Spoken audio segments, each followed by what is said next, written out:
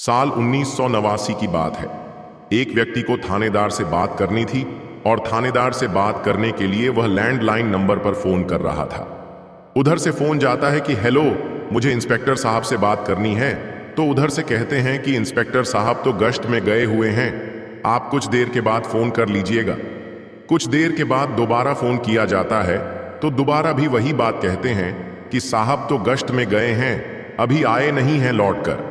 दूसरी बार, तीसरी बार, चौथी बार फोन लगाया जाता है और उस व्यक्ति की इंस्पेक्टर से बात नहीं हो पाती है तो व्यक्ति गुस्से फिर लाल हो जाता है और लगातार एक के बाद एक सैकड़ों की तादाद में गालियां देनी शुरू कर देता है। थाने के अंदर गुस्से से भन्नाया हुआ व्यक्ति अपने काफिले के साथ मौके पर पहुंचता है और जाने के बाद पूछता है कि इंस्पेक्टर कहाँ हैं। तो वहीं दरोगा बोलते हैं कि वह तो अपने गश्त में गए हैं, अभी कुछ देर पहले आप ही मुझे गाली दे रहे थे। इतना कहना था कि उस व्यक्ति ने इंस्पेक्टर पर एक के बाद एक थप्पड़ मारने शुरू कर दिए तो उस थप्पड़ की गूंज पूरे शहर में फैल जाती है। जब पूरे शहर में फैलती है तो बात पहुंचती है एसएसपी साहब के पास। तभी वही दरोगा जी कहते हैं कि साहब, मैं इस प्रेशर में रहकर नौकरी नहीं कर पाऊंगा। आज जो मेरे साथ थाने में हुआ है वाकई बहुत भयानक है। ये कहते हुए इंस्पेक्टर साहब रोने लगते हैं। तब एसएसपी कहते हैं तुम्हें परेशान होने की, घबराने की जरूरत नहीं है, मुकदमा दर्ज कराइए। मुकदमा दर्ज जरूर होता है उस व्यक्ति के खिलाफ, लेकिन उसका नाम पूछा जाता है कि नाम क्या है तो नाम सामने आता है अतीक अहमद, जो भी हाल ही में बना हुआ एक विधायक था।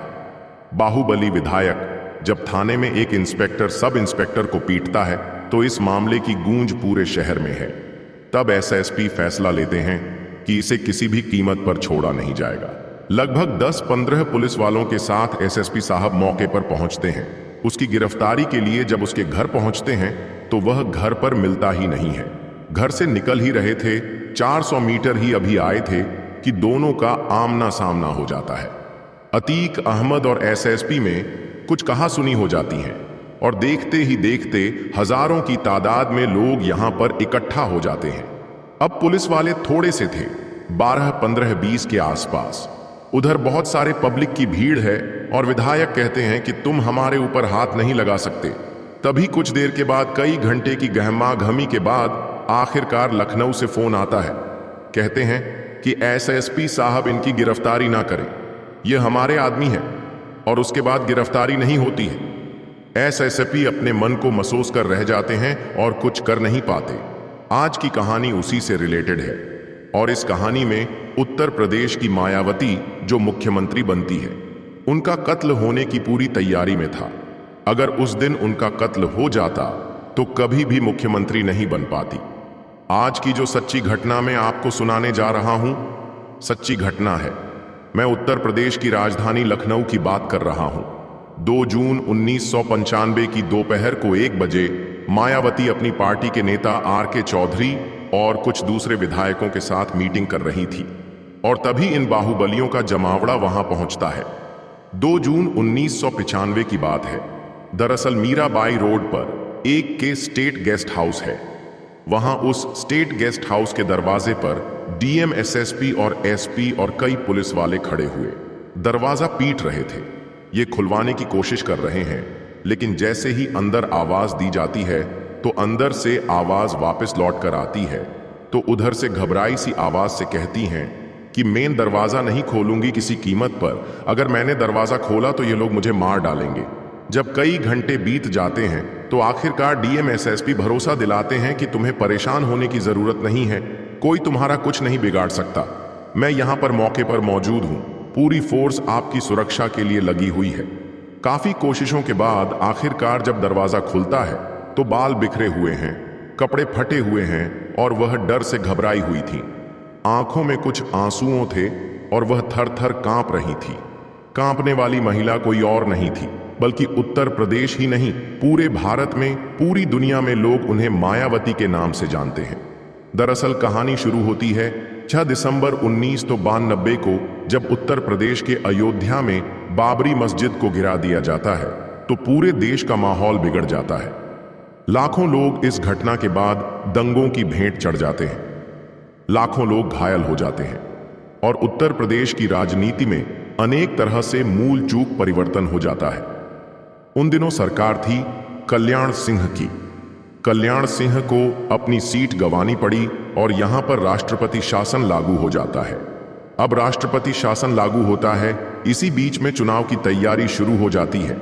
एक तरफ तो बीजेपी ने नारा दिया था कि राम लल्ला हम आएंगे, मंदिर वहीं बनाएंगे, और इसी दूसरी तरफ समाजवादी पार्टी और बहुजन समाज पार्टी के संस्थापक कांशीराम आपस में पैक्ट करते हैं कि क्यों न मिलकर इलेक्शन लड़ा जाए, हम लोग साथ साथ मिलकर सरकार बनाएं। और इसीलिए उन दिनों उत्तर प्रदेश और उत्तराखंड एक ही हुआ करते थे और यहां पर विधानसभा की 422 सीटें होती थीं। उनमें से बंटवारा होता है समाजवादी पार्टी के हिस्से में 256 सीटें और बसपा के हिस्से में आती हैं 164 सीटें। चुनाव होता है और चुनाव में सपा को 109 सीटों पर जीत हासिल होती है और बसपा को 67 सीटों पर जीत हासिल होती है। और जो पहले से तय था कि मुलायम सिंह यादव मुख्यमंत्री बनेंगे अगर उनके विधायक ज्यादा होते हैं, तो वह दूसरी बार मुख्यमंत्री की शपथ ले लेते हैं और मुख्यमंत्री भी बन जाते हैं। सब कुछ ठीक चल रहा था जैसा चाह रहे थे, लेकिन विपक्षी लोग दावा कर रहे थे यह गठबंधन ज्यादा दिन टिक नहीं पाएगा। 23 मई 1995 की बात है जब आपस में मनमुटाव हो जाते हैं। लगातार इधर उधर से कानाफूसी होती है, लगातार शिकायत आती थी। तब मान्यवर कांशीराम जी रामजी लालजी टंडन जी को फोन करते हैं और कहते हैं कि लालजी टंडन जी, हमारे पास जो विधायक हैं और आप अपने विधायक और बाकी हम कोशिश करेंगे, तो क्यों ना हम आपस में मिलकर नई सरकार का गठन करते हैं। अगर आप तैयार हों तो हम चाहते हैं कि मायावती मुख्यमंत्री बन जाए। उस समय गुड़गांव के अस्पताल में बसपा की सुप्रीमो कांशीराम भर्ती थे। उनकी तबीयत बहुत खराब थी, उनकी तीमारदारी कर रहे थे उनके इंडस्ट्री मित्र और राज्यसभा के सांसद जयंत मल्होत्रा साहब ने पार्टी की महासचिव मायावती से कहा, मेरे पिताजी को भी यही बीमारी थी, उनका लंदन का देहांत हो गया था। मायावती घबरा गई और रोने लगी। कांशीराम ने उन्हें भीतर बुलाया और कहा, यूपी की मुख्यमंत्री बनोगी। मायावती को लगा मान्यवर की तबीयत और खराब हो गई है। कांशीराम ने कहा, मैं मजाक नहीं कर रहा हूं, और फिर उन्होंने मायावती को बीजेपी के सपोर्ट के लेटर दिखाए। यह मई 1995 का वक्त था। 1 जून 1995 को मायावती लखनऊ पहुंची और उन्होंने 1.5 बरस पुरानी सपा बसपा की सरकार के खत्म होने की सूचना राज्यपाल मोतीलाल बोरा को दी। मायावती ने उन्हें 2 चिट्ठियां सौंपी, पहली जिसमें सपा की सरकार से समर्थन वापस लेने की बात की, दूसरी जिसमें सरकार बनाने का दावा था और बीजेपी और दूसरे राजनीतिक दलों के सपोर्ट की। मोतीलाल बोरा ने कहा, आपको सही समय पर सूचित किया जाएगा। मुलायम सिंह यादव, जो उस वक्त यूपी के मुख्यमंत्री थे, राजनीतिक घटना चक्र से आग बबूला हो गए। 2 जून को उन्होंने स्टेट गेस्ट हाउस में, जहां पर मायावती अपनी पार्टी विधायकों के साथ ठहरी हुई की मीटिंग कर रही थी, सरकार बनाने की तैयारी कर रही थी, अपने तमाम समर्थकों को भेजा। इन समर्थकों को एक टास्क दिया गया ताकि यह कि बसपा के बागी नेता राज बहादुर के नेतृत्व में पहले ही 12 विधायक टूटकर मुलायम सिंह के पक्ष में आ चुके थे, लेकिन दल बदल विरोधी कानून के चलते संसद सदस्य बसपा के कम से कम 1/3 विधायकों का मुलायम सिंह के साथ आना जरूरी था। कुछ और विधायकों की जरूरत थी और उन्हें प्यार से डरा धमकाकर लाने के लिए बाहुबलियों की फौज को स्टेट गेस्ट हाउस रवाना किया गया। 2 जून की बात है। मीराबाई रोड पर जो वीआईपी गेस्ट हाउस है, वहां के कमरा नंबर 2 में मायावती कॉन्फ्रेंस कर रही थीं। यह सूचना मुलायम सिंह यादव को मिल जाती है क्योंकि वह मुख्यमंत्री थे और इसी बीच में बड़ी संख्या में लोगों ने उस गेस्ट हाउस को चारों तरफ से घेर लिया। नारेबाजी शुरू हो जाती है, भद्दी भद्दी गालियां देनी शुरू कर देते हैं और हालत इतने खराब हो जाते हैं। हंगामा चल रहा है, तभी कुछ लोग कमरा नंबर 2 में दरवाजे को तोड़ते हुए अंदर घुस जाते हैं। वहां मायावती मौके पर मौजूद होती हैं, वहां पर कुछ विधायक भी मौजूद होते हैं और उसके बाद फिर ये लोग मारपीट करना शुरू कर देते हैं। जो सामने पड़ रहा था उसके साथ मारपीट कर रहे थे और मारपीट करते करते यह बताया जाता है कि मायावती ने जो अपनी जान बचाने की कोशिश की थी, उनके कपड़े फाड़ दिए गए थे उनके बालों को नोचने की कोशिश की गई थी। उनके हल्की फुल्की चोटें भी आई थीं। लेकिन विधायकों ने अपनी जान पर खेलते हुए मायावती के लिए एक सुरक्षा घेरा बनाया और सुरक्षा घेरा बनाने के बाद पास में कमरा नंबर 1 में मायावती को उस कमरे में छोड़ा जाता है। उनसे कहा जाता है कि बहन जी, आप अंदर से बंद कर लेना। यदि आपने कमरा अंदर से बंद नहीं किया तो ये लोग आपको नुकसान पहुंचा सकते हैं। लेकिन इसी बीच जो विधायक मौके पर मौजूद होते हैं, उनमें 5 विधायकों को, जो बहुजन समाज पार्टी के विधायक होते हैं या उसके कार्यकर्ता होते हैं, पकड़कर खींचकर उन्हें सीधा मुख्यमंत्री के निवास पर ले जाते हैं। जहां पर मुलायम सिंह यादव मौजूद होते हैं, वो इतना ज्यादा घबराए हुए थे, परेशान थे तो समझ पाते कि हमारे साथ हुआ क्या है। वो अपनी जान बचाने के लिए घबराए हुए थे। उन्हें कुछ कागज देते हैं, उन कागजों पर साइन करने के लिए विवश हो जाते हैं, मजबूर हो जाते हैं। साइन तो हो जाते हैं, लेकिन अब लग रहा था जब सब कुछ ठीक हो चुका है, सब कुछ बिल्कुल नॉर्मल हो चुका था। लेकिन सब कुछ नॉर्मल नहीं था। उधर हंगामा लगातार चल रहा था। हालांकि मौके पर एसएसपी मौजूद थे। ओपी सिंह एसएसपी बताए जाते हैं। उनके पास काफी फोर्स था, लेकिन फोर्स कुछ नहीं कर रहा है। एसएसपी बाहर खड़े होकर सिगरेट फूंक रहे थे। आसपास हंगामा करने वाले हंगामा कर रहे थे। पहला दरवाजा टूट चुका था। दूसरे दरवाजे की कमरा नंबर 1 में मायावती मौजूद थी और जब दरवाजा लगातार तोड़ने की कोशिश कर रहे थे तो इसी बीच में फर्रुखाबाद के विधायक होते हैं ब्रह्मदत्त द्विवेदी, वह लाठी लेकर मौके पहुंच जाते हैं। लाठी चलाने की कोशिश रहे थे ताकि इस भीड़ को काबू में किया जा सके। पुलिस वाले खड़े तमाशा देख रहे थे। एक विधायक उन लोगों से लोहा लेने की कोशिश कर रहा था। तुरंत इसी बात को देखते हुए हजरतगंज थाने के इंचार्ज, जिनका नाम होता है विजय भूषण, साथ ही उनके साथ एक और इंस्पेक्टर होते हैं जो वीआईपी ड्यूटी में रहते थे, सुभाष सिंह बघेल, भी मौके पर आते हैं और भीड़ को रोकने की कोशिश कर रहे थे। मार पिटाई तक की नौबत आ जाती है। एसएसपी तमाशा देख रहे थे। मायावती अंदर घबराई हुई थी। बाहर से आवाज आ रही थी कि इसको आज छोड़ना नहीं है, आज इसे मार देंगे। मायावती बहुत बुरी तरह से अंदर कांप रही थी। बताने वाले ऐसा बताते हैं, लेकिन इसी बीच में जो इस जिले के डीएम साहब होते हैं, उन्हें सूचना मिलती है। वह मौके पर पहुंचते हैं। मौके पाने के बाद उन लोगों को समझाने की कोशिश कर रहे थे। हंगामा इतना तेज था, मायावती अंदर बंद थी। शायद उनको मारने की, उनकी हत्या की पूरी तरह से प्लानिंग थी। जो ये सब चल रहा था, उसके बाद डीएम साहब ने खदेड़ना शुरू किया और यह पहले से विधायक कोशिश कर रहे थे, इंस्पेक्टर कोशिश कर रहे थे।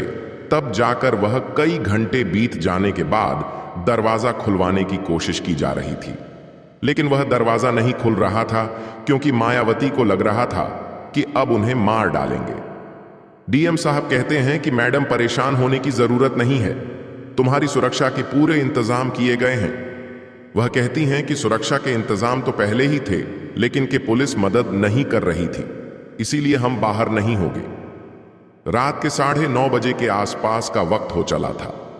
दोपहर 3 बजे से हंगामा चलते मायावती 9:30 बजे के बाद उस कमरे से बाहर निकलती है। सकुशल उन्हें निकाल ले जाया जाता है। मुलायम सिंह यादव ही मुख्यमंत्री थे, अभी उनकी सरकार गिरी नहीं थी। रात की जब 11 बजते हैं तो मुलायम सिंह यादव को बहुत गुस्सा आता है। वह पुलिस वाले जो यहां पर मदद कर रहे थे, वह पुलिस वाले जो आईएएस ऑफिसर होते हैं डीएम साहब, उन सबका रात में शायद 11 बजे तबादला कर दिया गया था। अगले दिन आता है। अगले दिन आने के बाद राज्यपाल के पास जो पत्र पहुंचे थे, उन्होंने उन पत्र का संज्ञान लिया। उसके बाद फिर देखा और जब विधायक दल के पक्ष विपक्ष के खड़े होते हैं, पता चलता है कि मायावती की सरकार बन जाती है और पहली बार मायावती मुख्यमंत्री चुन ली जाती है। मायावती मुख्यमंत्री 3 जून 1925 को बन जाती है। मुख्यमंत्री बनने के बाद वह फैसला लेती हैं कि आखिर गाड़ी गेस्ट हाउस में कांड किसने कराया था, क्या मामला था, इसकी पूरी पड़ताल की जाती है। पड़ताल कराई जाती है तो ये आईएएस ऑफिसर होते हैं रमेश चंद्रा, और रमेश चंद्रा इस आयोग का गठन हुआ था। उन्होंने 89 पेज की एक रिपोर्ट तैयार की थी और उस रिपोर्ट के आधार पता चलता है कि इस सब कुछ करवाने के पीछे मुख्यमंत्री मुलायम सिंह यादव का हाथ था, लेकिन वह तब मुख्यमंत्री नहीं थे क्योंकि मायावती मुख्यमंत्री बन चुकी थी। 74 लोगों के खिलाफ एफआईआर दर्ज होती है और एफआईआर के बाद आपको तो फिर पता है कि किस तरह से पुलिस और प्रशासन कानून अपना काम करता है। लंबे समय तक मामला खींचा चला जाता है। लेकिन इससे भी बुरी खबर यह होती है कि जो विधायक बीजेपी का होता है, ब्रह्मदत्त द्विवेदी, जो कि मायावती को बचाने में डिफेंस करने की कोशिश कर रहा था, 1 साल के बाद उसकी हत्या कर दी जाती है। वह हत्या करने वाले कौन थे? आज तक इस मामले में न्याय उन्हें मिल नहीं पाया। हालांकि मायावती ने उन्हें अपना भाई मान लिया था, लेकिन वह अपने भाई की ज्यादा मदद कर भी नहीं पाई थी। जो भी हंगामा हो रहा था, यह बताया जाता है कि उस हंगामा करने वालों में सबसे आगे अतीक अहमद था, जिसकी साल 2023 में प्रयागराज में गोली मारकर हत्या कर दी गई थी। और साथ ही यह भी बताया जाता है कि मायावती ने इस घटना के बाद से कभी भी साड़ी पहनी नहीं, क्योंकि इस घटना में जो हुआ था उनके साथ बहुत ज्यादा भयानक और भद्दा हुआ था। बताने वाले यह बताते हैं कि उसके बाद वह जब भी कोई जनसभा हो, कोई कहीं प्रोग्राम हो, कुछ भी हो, या नॉर्मल दिनों में और खास दिनों हैं, कुछ भी हो, वह हमेशा सूट सलवार पहनकर ही रहती हैं। उन्होंने कभी भी साड़ी नहीं पहनी थी। दोस्तों, इस पूरे घटनाक्रम को सुनाने का उद्देश्य किसी को परेशान करना नहीं है, किसी का दिल दुखाना नहीं है, बल्कि आपको जागरूक करना है, आपको सचेत करना है। आप जहां भी रहें, अपना ख्याल रखें, सुरक्षित रहें। भारतीय समाज में मायावती के योगदान को कभी बुलाया नहीं जा सकता। अपने सामाजिक कार्यों के कारण उन्हें सामाजिक परिवर्तन के महानायिका कहा जाता है। अपने बेबाक अंदाज के कारण उन्हें आयरन लेडी के नाम से जाना जाता है। वर्तमान में भारत के सबसे बड़ी बहुजन नेता हैं। दोस्तों, यह कहानी आपको कैसी लगी, हमें कमेंट में जरूर बताएं। अगर आप इसी तरह और सारी वीडियो देखना चाहते तो हमें कमेंट में जरूर बताएं। साथ हमारे चैनल को सब्सक्राइब करें। मिलते हैं किसी और वीडियो में, तब तक के लिए धन्यवाद।